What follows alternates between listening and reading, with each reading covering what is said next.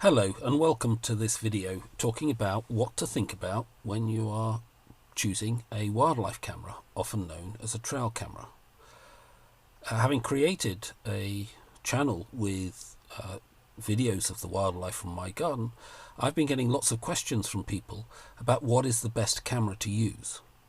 And in a sense, it's a question like asking someone what is the best car.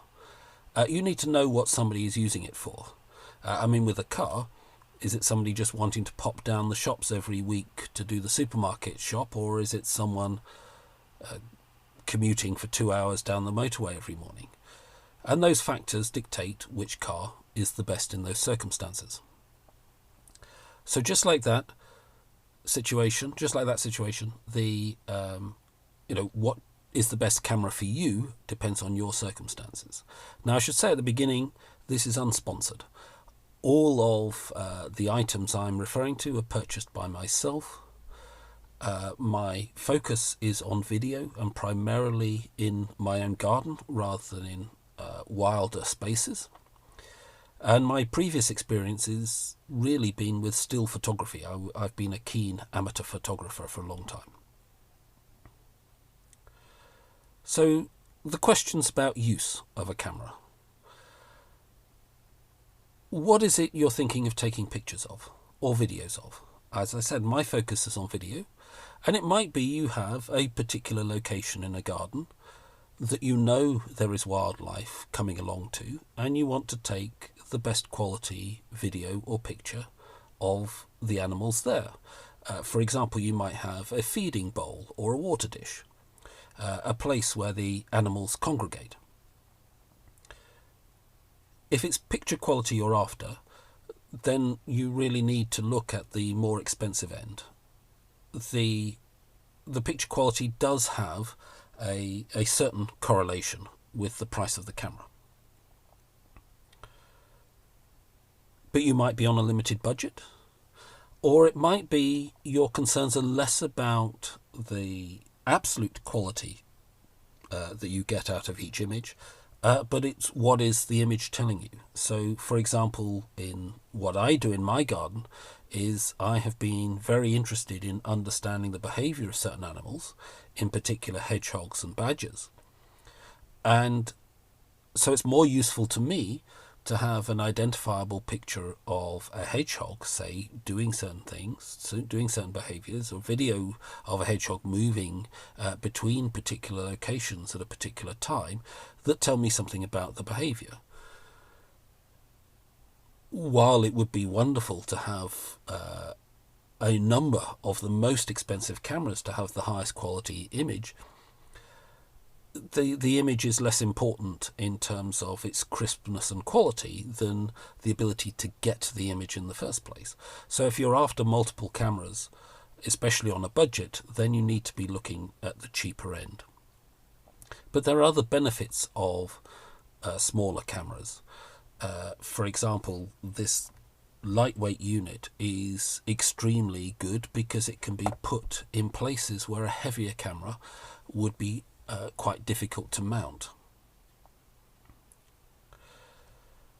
One element that, if you're a novice user, that is worth paying attention to, though, is that if you've never done this before, the more expensive cameras tend to come with more advice from the sellers. The cheaper cameras tend to be through online sales, through Amazon or eBay or similar services, and there is little support from those sellers for questions about setting cameras up. Whereas the more expensive cameras tend to be sold by specialist suppliers, and they're much more likely or much more in a position to be able to give advice to new users. So let's just run through some basics of cameras, just so that everybody's using the same language and the same ideas. All cameras have basic similarities. They all have a lens. In this camera, here is the lens. It's here on this camera, or here on this one. And that's what takes the picture. They all have a sensor to detect things that are moving. The sensor is on here, It's a similar one on this different brand. This one has 3 different sensor points, which is supposed to make it more sensitive to creatures coming from the side, because they look to the side. I haven't found they make a huge difference, but on some of the more expensive cameras that are more expensive than this one, it does appear to work better. They all have an infrared output. This one is covered up by tape, which I'll discuss in another video on lighting at some point. But one of the issues with these cheap cameras is a very focused beam that comes out, and the tape helps disperse it a little bit. So the infrared lights are here on this camera. There are 2 on this one, and then a large panel of infrareds on this one, and produces much more light output, but that comes at a penalty with the lifetime of the batteries. They all have methods for turning the camera on and off. The on-off switch on this one is here. They have some system, a menu for changing settings. Sometimes there is a full screen. Sometimes, like on this camera, there is simply a display of a couple of lines, but that gives you enough information. They all have a place for putting in a memory card to store the images you're taking. They have methods for having power, normally somewhere to put batteries in, normally also with an ability to put power in externally. And they all have methods of mounting, so a tripod screw. Most will come with some arrangement to be able to put a strap. In fact, most wildlife or trail cameras come with a strap where you can tie the camera to a convenient tree or other object. I found that I've got a garden parasol, and the very heavy parasol stand with the bottom part of the upright from the parasol is a very firm and stable object to which to strap a camera, and easily movable around.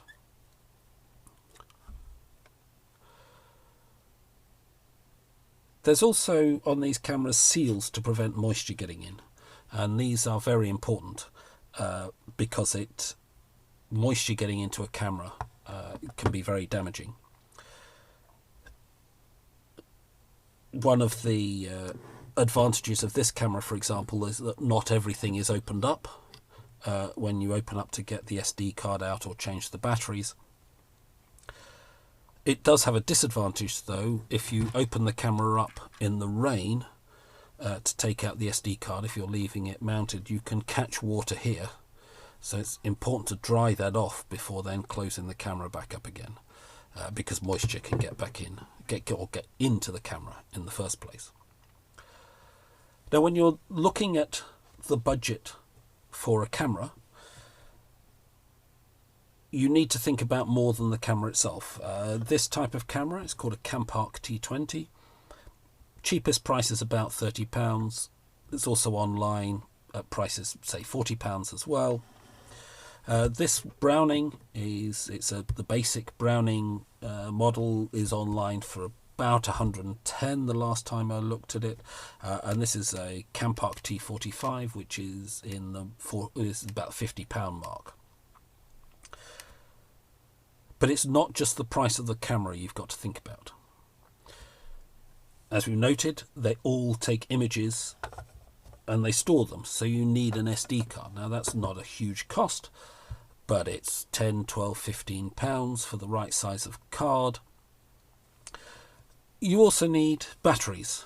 I will do a separate presentation on batteries and powering your camera, but the batteries will cost you a number of pounds. And I mean, these are expensive rechargeable batteries, but they're a cost you need to factor in. And then there's a cost of whether you need any extra items for mounting and positioning the camera. So if you have convenient trees or a convenient parasol stand in your garden, you won't necessarily need anything else straight away. But the most flexible way of taking pictures is to use a tripod. And that's another £25 or £20 or £25 for a fairly basic but flexible tripod. It's flexible as in terms of how you can position it. So you need to think about all those prices together.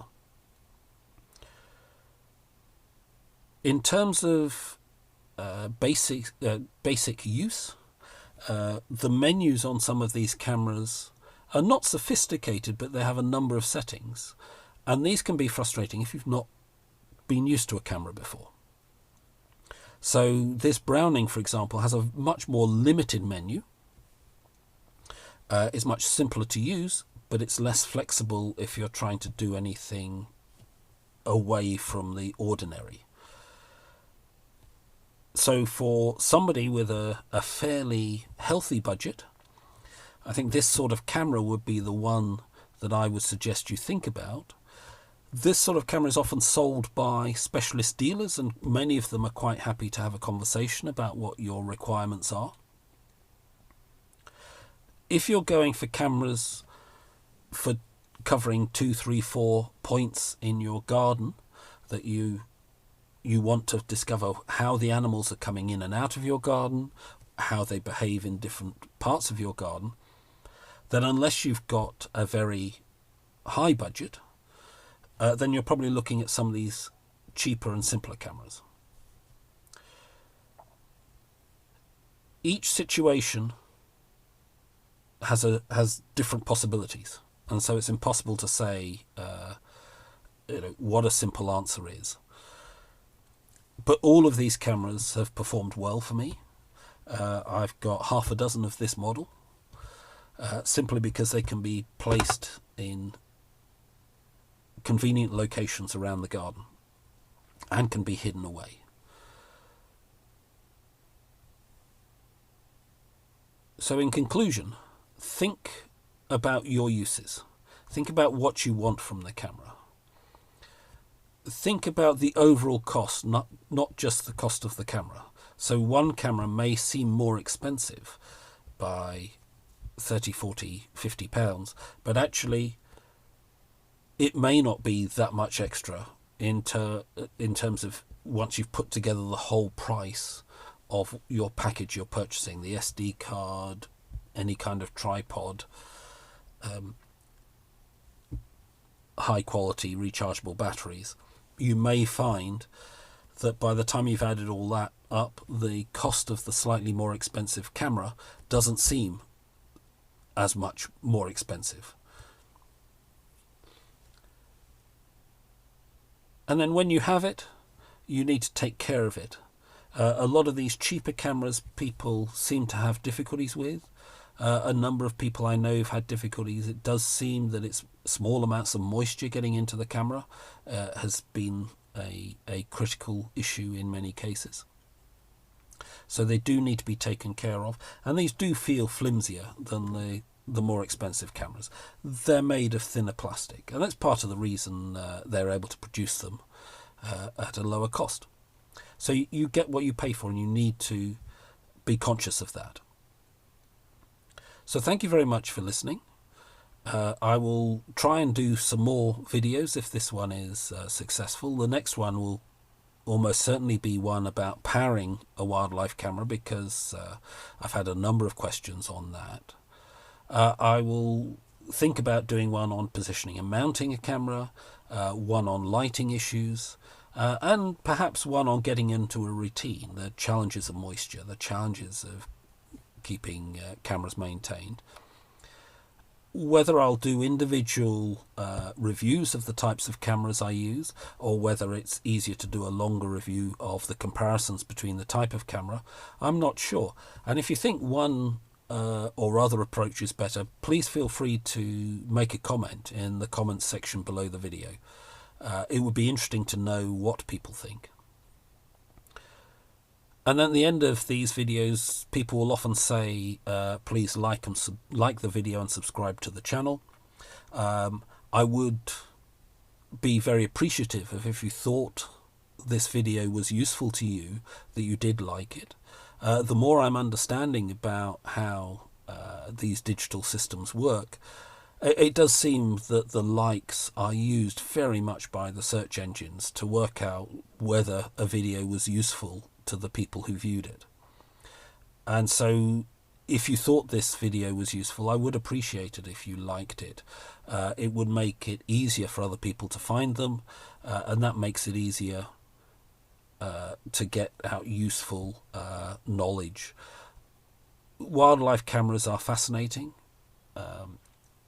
Being able to view the beautiful animals that visit the garden has been a very enjoyable experience.